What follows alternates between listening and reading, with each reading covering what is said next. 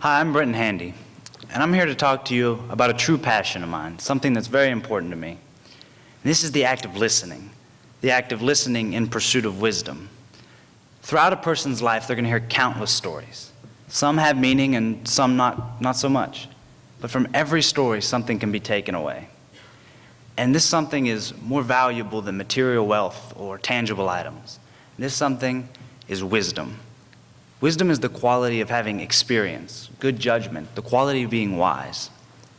Now, I have a passion for listening to what other people have to say, especially when they're talking about their past. I keep my ears open, and I'll never turn down the opportunity to listen to what somebody has to say. I've had many stories told to me throughout my life, and for some reason, some of them have just stuck to me. And you never know what you're going to hear. You never know what you might hear, because someday you could hear that story that sticks with you for the rest of your life. You can hear that story that gives you something you can hold on to, something you can hold close to your heart. And so I've had a few stories stick to me, and they've helped define who I am. They help explain kind of what I'm about. And I was only able to retain these from listening. So I'm going to tell you a few stories today. The first story was told to me by my grandfather. Now, my grandfather grew up in a small town in North Carolina. And he grew up with his two brothers, so you can only imagine the shenanigans that they got into. And across Second Creek, which is behind their house, lived an old man. His name was Mr. Royf. And Mr. Royf lived by himself, kind of that grouchy old guy. And he grew all his own food. And he was famous in town for the watermelons that he grew in his watermelon patch. And sometimes my grandfather and his two brothers would be in the tree line out behind Mr. Royf's house.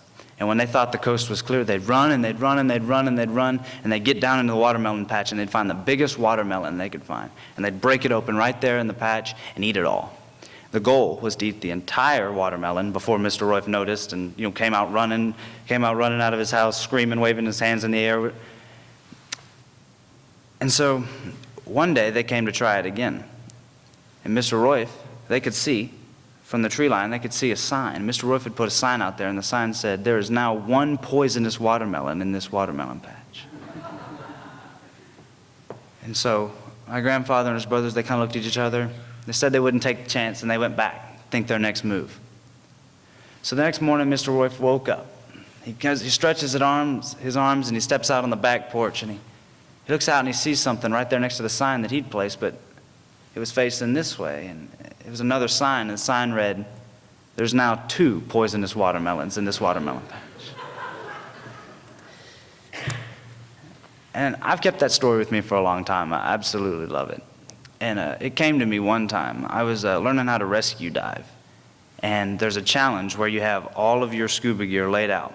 None of it's put together. You have to put it all together, put it all on in a very, very short amount of time, and get in the water and save the dive instructor. And the dive instructor sits there in the water, counts down like this, and then goes underwater. And you have to start building everything, put it all together, get it all on, jump in the water, and save him.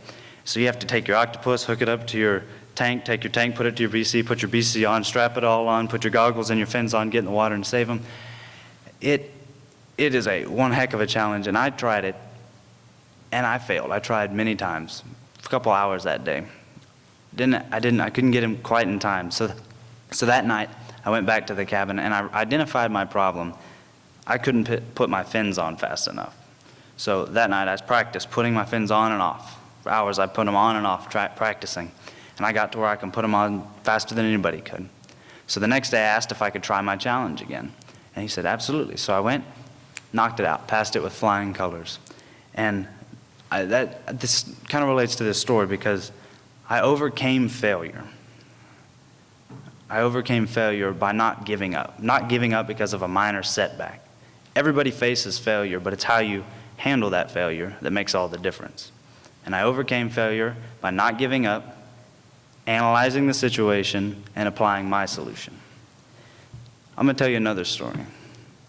Another story was by my great uncle. His name was Bobby, and he lives in North Carolina as well. And I was visiting my relatives, and I was staying at his house, and I went down into the garage to get a drink, and I noticed. I looked over and I saw a half-finished violin. The half-finished violin was sitting up on a workbench.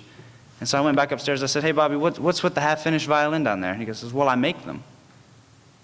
So that's pretty cool. And for some reason, I felt compelled to ask him, well, why do you make violins? And he said, because there's no greater piece of art.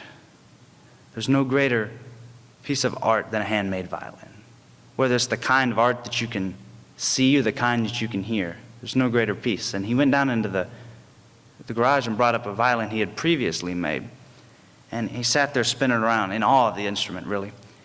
And he started explaining every piece. He started from the top and worked his way to the back. What its purpose was, what its function was, why it was there.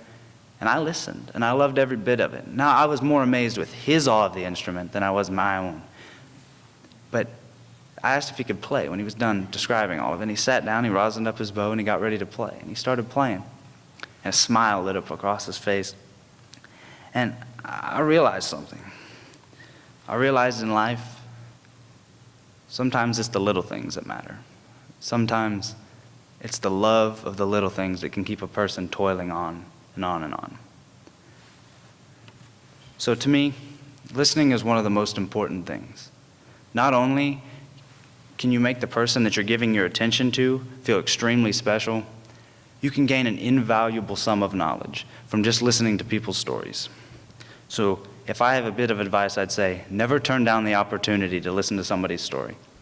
And always keep your ears open, because you never know what you might be able to learn. You never know when you're going to hear that one story that will give you something you can take away for the rest of your life. Thank you.